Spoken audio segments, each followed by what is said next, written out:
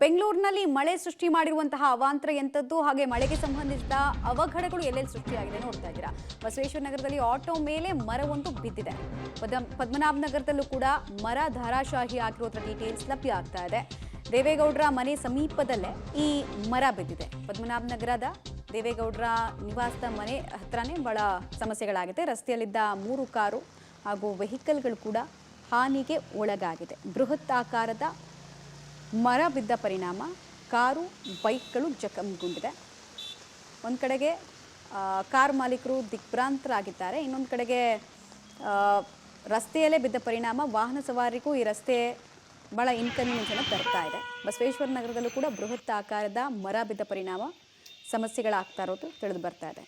ಮಳೆ ಹಲವರಿಗೆ ಸಂಭ್ರಮವನ್ನು ತರಬೇಕಾಗಿತ್ತು, ಆದರೆ ಇಲ್ಲಿ ಬಹುತೇಕರಿಗೆ ಬೆಂಗಳೂರಿನಲ್ಲಿ ಸಂಕಷ್ಟವನ್ನು ತರ್ತಾ ಇದೆ. ಎಲ್ಲಿ ನಮ್ಮನೆ ಮುಂದೆ ಇರುವಂತಹ ಮರ ಬೀಳುತ್ತೋ ಅಂತ ಮರದ ಕಡೆಗೆ ದೃಷ್ಟಿ ನೆಡುವಂತೆ ಮಾಡ್ತಾ ಇದೆ. ಒಂದು, ಆ ಮರದ ರೂಟ್ಸು ಕಾಮಗಾರಿಗಳ ಹೆಸರಲ್ಲಿ ಸಿಕ್ಕಾಪಟ್ಟೆ ಹಾನಿ ಮಾಡಿರ್ತಾರೆ, ಅದನ್ನು ಸರಿಯಾಗಿ ನೋಡೋದೂ ಇಲ್ಲ. ಅಟ್ಲೀಸ್ಟ್ ಆ ರೂಟಿಗೆ ನಾವು ಡ್ಯಾಮೇಜ್ ಮಾಡ್ತಾ ಇದ್ದೀವಿ, ಸಮಸ್ಯೆ ಆಗ್ಬೋದು ಮರದ್ದು ಅಂತಲೂ ಯೋಚನೆ ಮಾಡಲ್ಲ. ಕೆಲಸ ಮಾಡಬೇಕಲ್ಲ ಅಂತ ಮಾಡ್ತಾರೆ, ಅನುಭವಿಸೋದು ಮಾತ್ರ ಜನ.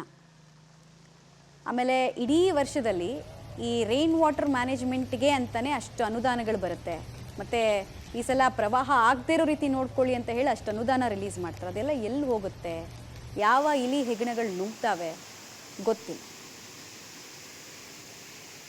ವರ್ಷನೂ ಕೂಡ ಇಂಥದ್ದೇ ಏರಿಯಾದಲ್ಲಿ ಮಳೆ ಆದರೆ ಪ್ರಾಬ್ಲಮ್ ಆಗುತ್ತೆ ಅಂತ ನಾವು ಹೇಳ್ತೀವಿ. ಅದೇ ಏರಿಯಾದಲ್ಲಿ ಪ್ರಾಬ್ಲಮ್ ರಿಪೀಟ್ ಆಗ್ತಾ ಇರೋದು. ಅಂಡರ್ಪಾಸ್ಗಳ ಸಿಚುವೇಶನ್ ನೋಡ್ತಾ ಇದ್ದೀರಾ. ಲಕ್ಷಾಂತರ ಬೆಲೆ ಬಾಳುವಂತಹ ಕಾರ್ಗಳ ಮೇಲೆ ಮರ ಬಿದ್ದ ಪರಿಣಾಮವನ್ನು ಕೂಡ ನೀವು ಗಮನಿಸ್ತಾ ಇದ್ದೀರಾ.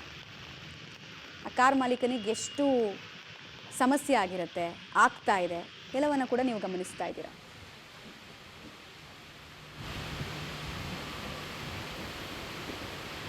ಬೆಂಗಳೂರಿನಲ್ಲಿ ಎಂಥದ್ದು ಅನ್ನೋದಕ್ಕೆ ಒಂದಷ್ಟು ದೃಶ್ಯಾವಳಿಗಳನ್ನು ನೀವು ಸಾಕ್ಷ್ಯ ರೂಪದಲ್ಲಿ ಗಮನಿಸ್ತಾ ಇದ್ದೀರಾ. ರಾಜ ಕಾಲುವೆ ಹೂಳೆತ್ತದೇ ಇರೋದು, ರಾಜ ಕಾಲುವೆ ಮೇಂಟೈನ್ ಮಾಡದೇ ಇರೋದು, ಡ್ರೈನೇಜ್ ಸಿಸ್ಟಮ್ಗಳ ಕಡೆ ಗಮನ ಕೊಡದೇ ಇರೋದು. ಇನ್ಫ್ಯಾಕ್ಟ್ ಕೆಲವರೆಲ್ಲ ಹೇಳ್ತಾರೆ 2-3 ವರ್ಷ ಅಲ್ಲಿ ಕಸದ ಗುಡ್ಡೆ ಡ್ರೈನೇಜ್ ಹತ್ರ ಆಗಿದ್ರು, ರಾಜ ಕಾಲುವೆಯಲ್ಲಿ ಇದ್ದರೂ ಅದನ್ನು ಎತ್ತೋ ಕೆಲಸ ಮಾತ್ರ ಮಾಡಲ್ಲ. ಒಟ್ಟಿನಲ್ಲಿ ಈ 3 ಸಂಸ್ಥೆಗಳನ್ನು ಒಟ್ಟಿಗೆ ತರೋದು ಕನಸಿನ ಮಾತೇ ಆಗೋಗಿದೆ. ನೋಡ್ತಾ ಇದ್ದೀರಾ, ಕಾರ್ ಮಾಲೀಕರ ಪೀಕಲಾಟ, ಬೃಹತ್ ಆಕಾರದ ಮರಗಳು.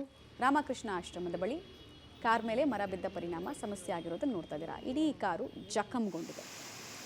ಕೆಲವು ಕಾರುಗಳು ಭಾಗಶಃ ಹಾನಿಗೊಳಗಾಗಿದೆ, ಕೆಲವು ಕಾರುಗಳು ಪೂರ್ಣ ಪ್ರಮಾಣದಲ್ಲಿ ಹಾನಿಗೊಳಗಾಗಿದೆ. BMTC ಬಸ್ಸೇ ಕೆಟ್ಟು ನಿಂತಿದೆ.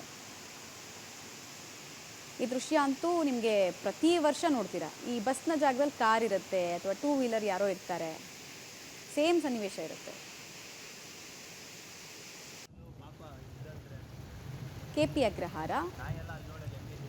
KP ಅಗ್ರಹಾರದ ಬಹುತೇಕ ಕಡೆ ಇವತ್ತು ಅತಿ ಹೆಚ್ಚು ಸಮಸ್ಯೆ ಆಗಿದೆ. ಒಂದು, ಪಾಪ ಗ್ರೌಂಡ್ ಫ್ಲೋರ್ನಲ್ಲಿದ್ದ ನಿವಾಸಿಗಳಿಗೆಲ್ಲ ಮನೆ ಒಳಗೆ ನೀರು ನುಗ್ಗಿದ ಪರಿಣಾಮ ನೀರು ಆಚೆ ಹಾಕೋದೇ ಇವತ್ತು ಇಡೀ ರಾತ್ರಿ ಆಗೋಗುತ್ತೆ.